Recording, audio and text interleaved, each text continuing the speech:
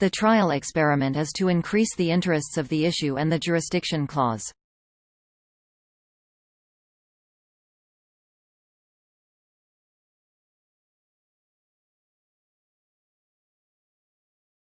The results of the study challenge previously held assumptions.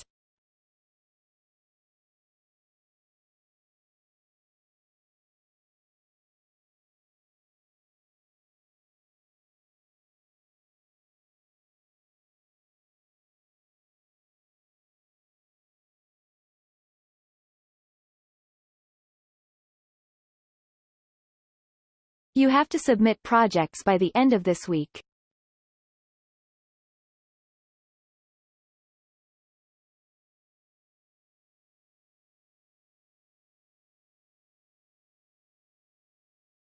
Conservation is the survival of future generations.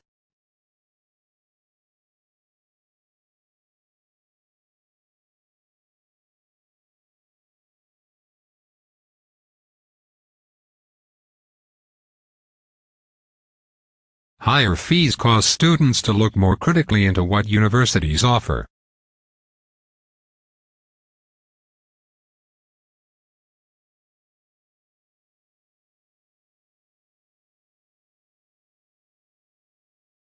She doesn't even care about anything but what is honest and true.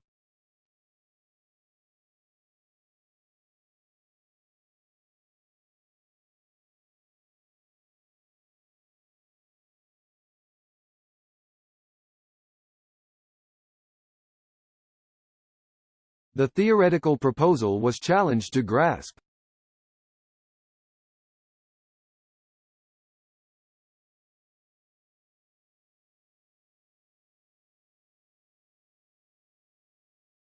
Please make an appointment before attending the next meeting.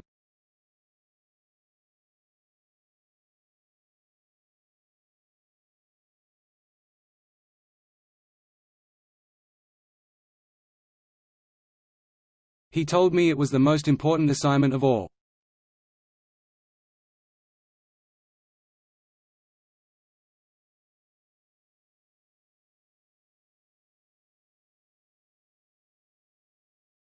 The students are supposed to assemble in the seminar hall before the announcement.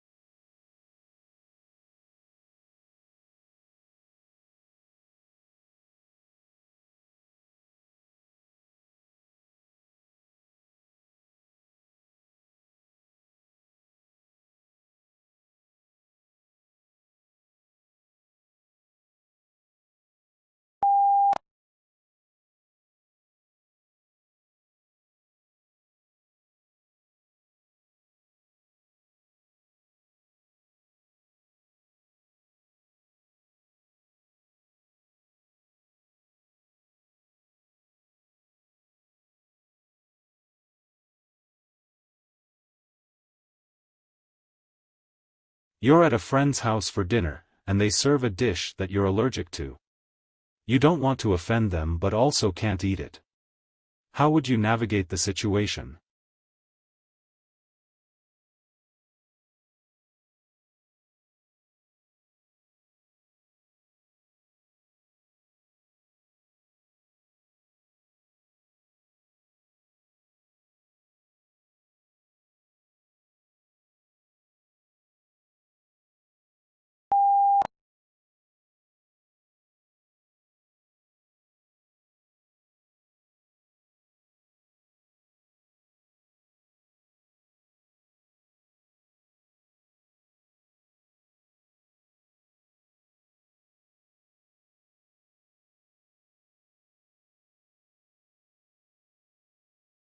You're on a conference call, and someone keeps interrupting the speaker with irrelevant comments, derailing the discussion.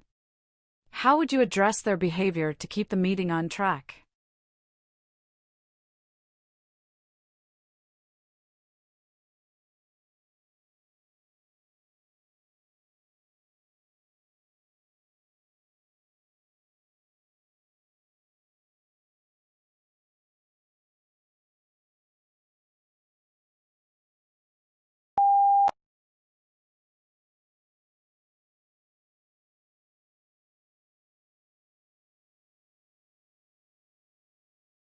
How many years does a millennium have?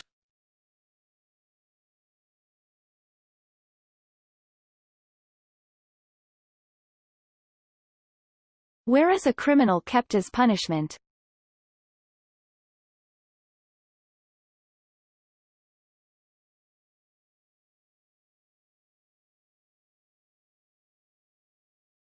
What do we call a person who pays rent to the landlord?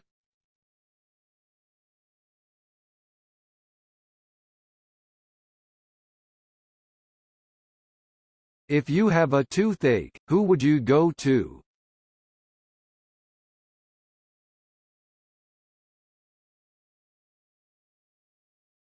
We call numbers like 1, 3, 5 odd numbers, then what do we call numbers like 2, 4, 6?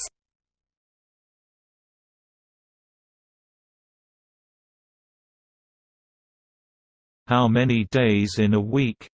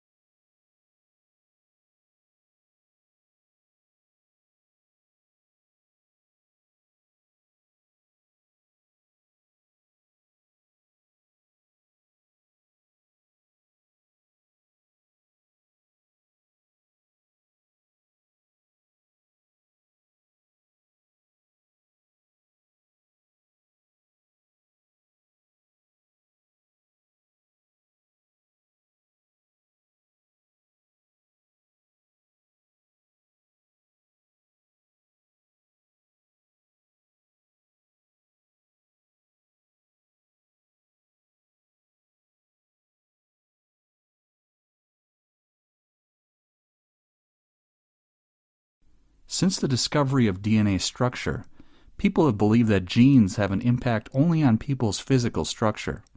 However, the study of mapping of genes in 2001 found that there is a genetic responsibility to humans' physical and physiological behaviors, which has changed the way we understand our behaviors.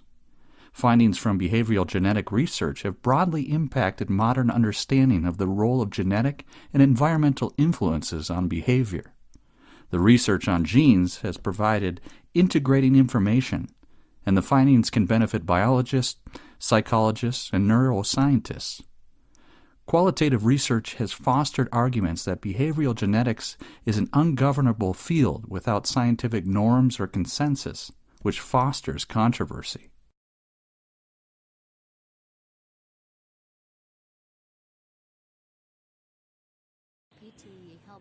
There was another study published much earlier. This goes back 15 years, done by some Canadian researchers. This is interesting and even probably a better designed study. They got 31 obese women.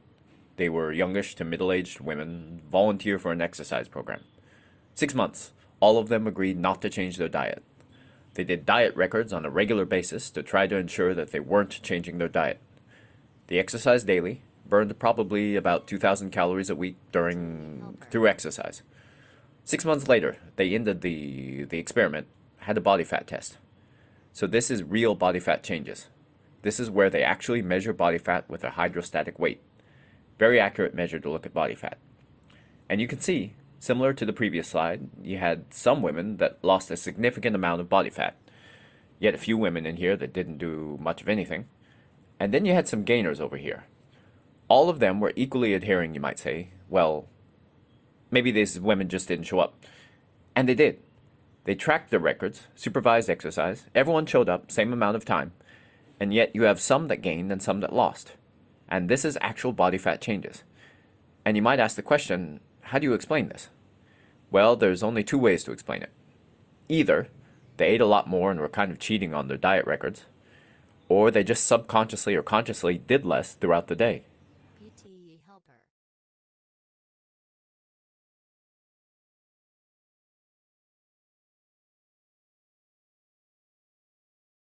So traditionally, psychology is often broken up into the following, into 5 sub-areas. Neuroscience, which is the study of the mind by looking at the brain. Developmental, which is the area which I focus mostly on, which is trying to learn about how people develop and grow and learn. Cognitive, which is the one term of the 5 that might be unfamiliar to some of you, but it refers to a sort of computational approach to studying the mind, often viewing the mind on analogy with a computer and looking at how people do things like understand language, recognize objects, play games, and so on. There is social, which is the study of how people act in groups, how people act with other people. And there is clinical, which is maybe the aspect of psychology that people think of immediately when they hear psychology, which is the study of mental health and mental illness.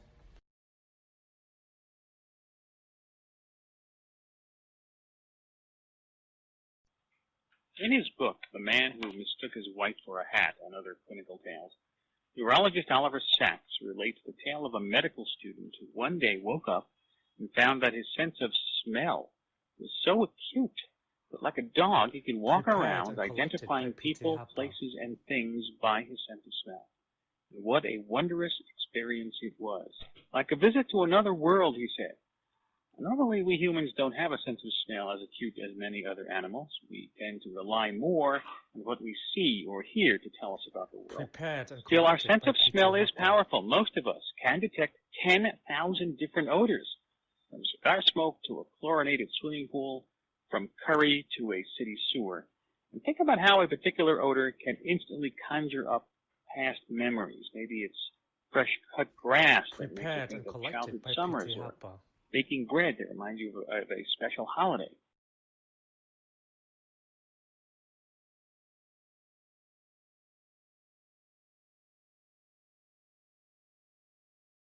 The ocean has been getting bluer, according to a study published today in the journal Nature. But that's not really good news for the planet. It means that the plants that tinge the ocean green aren't doing so well. Scientists say that's because the ocean has been getting warmer.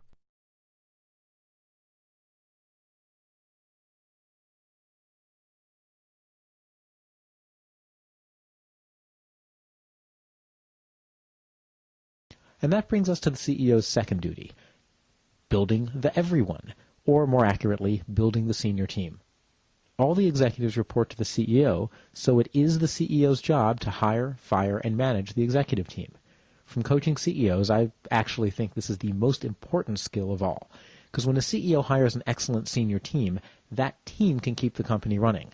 When a CEO hires a poor senior team, the CEO ends up spending all of their time trying to deal with the team and not nearly enough time trying to do the other elements of their job. The senior team can and often does develop the strategy for the company, but ultimately it's always the CEO who has the final go, no-go decision on strategy.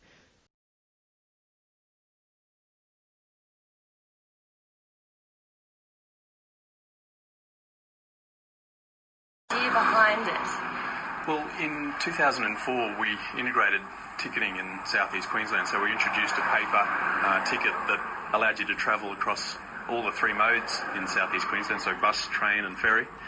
And the second stage of integrated ticketing is the introduction of a smart card. And the smart card will enable people to store value, so to put value on the card and then to use the card for travelling around the system.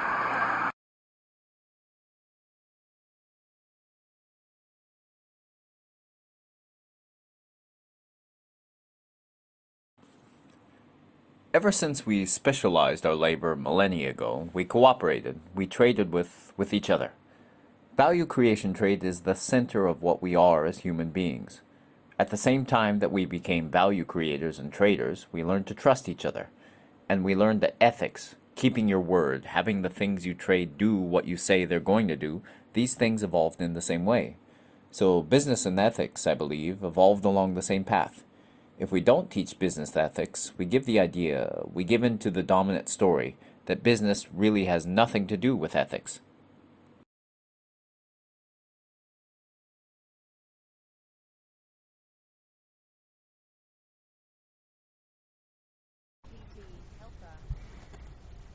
In Aubert Hall is the Department of Chemistry, which for 6 years was directed by Professor Barbara Cole, the recipient of the 1995 Presidential Outstanding Teaching Award. She developed a popular course for non-majors called Chemistry for Everyday Living. Also on the chemistry department faculty is Alice Bruce, who also served as department chair and headed the President's Council on Women for many years. An annual scholarship is given to a chemistry student in honor of former professors Helen Wolfhagen and her husband. Outstanding women graduates in chemistry include Carolyn Reed, a 1972 graduate who is one of only 100 women thoracic surgeons in the United States. She also serves on the board of directors of the American Board of Thoracic Surgery. She is the first woman to serve on this board in its 50-year history.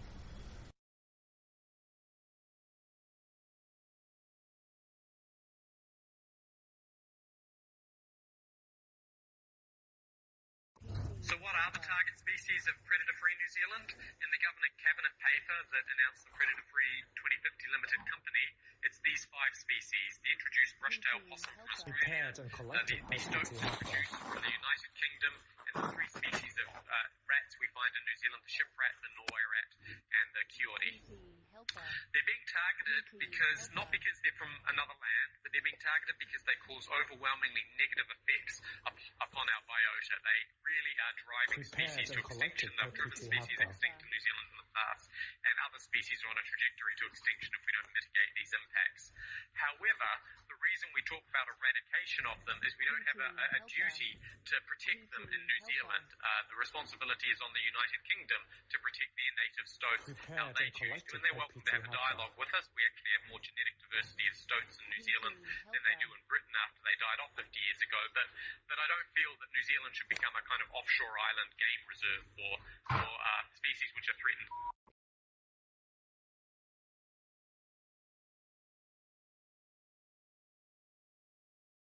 So when people do the statistical analysis, we get this red arrow here with the possibilities.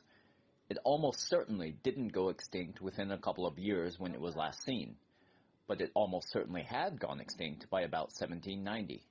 But there's lots of uncertainty. It's really hard to prove that a thing has gone extinct because you're trying to prove a negative. You're trying to prove that there aren't any of them anymore, and that's just intrinsically an odd.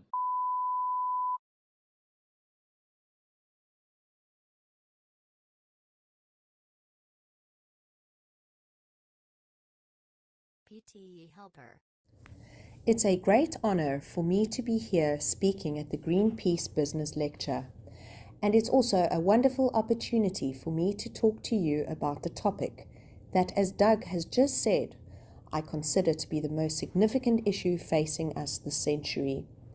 What I'm going to do is run through the science behind climate change, and then I'll run through what the government is doing and what the international position is, and the sorts of things that we all ought to be doing on this issue. So just starting off with the science.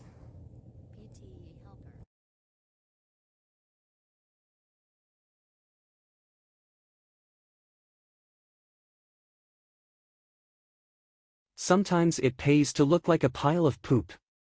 At least if you're a tasty caterpillar trying to avoid getting eaten by hungry birds. Because a study in the journal Science shows that even young chicks tend to overlook caterpillars disguised as dung. Animals have come up with some pretty clever tricks for keeping themselves off a predator's dinner plate. Some use camouflage, adopting colors and patterns that help them blend into the environment. Others masquerade as something inedible, like bird droppings or twigs. But scientists got to wondering whether the two approaches are really so different. Maybe critters dressed as twigs also blend in, so that predators just don't see them. To find out, scientists presented some twiggy-looking caterpillars to two sets of hand-reared chicks. They found that baby birds that had never seen sticks before gobbled those bad boys right up. But chicks who were shown real twigs first took much longer to peck at the mimics, and did so more gingerly than their naive friends. That means the birds could see the caterpillars, but were fooled by the costume, at least temporarily. Which, for a caterpillar on a leaf in the wild, could mean the difference between eating and being eaten.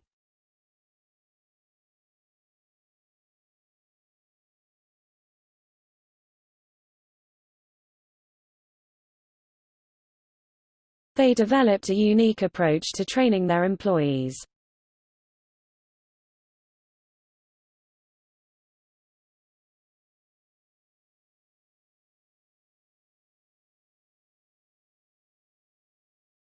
Students requiring an extension should apply sooner rather than later.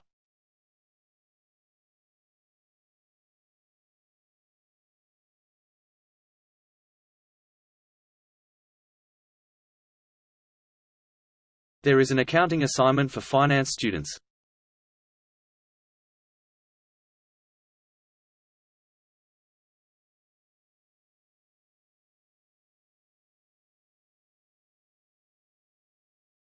The advanced course requires a basic knowledge of scientific theory.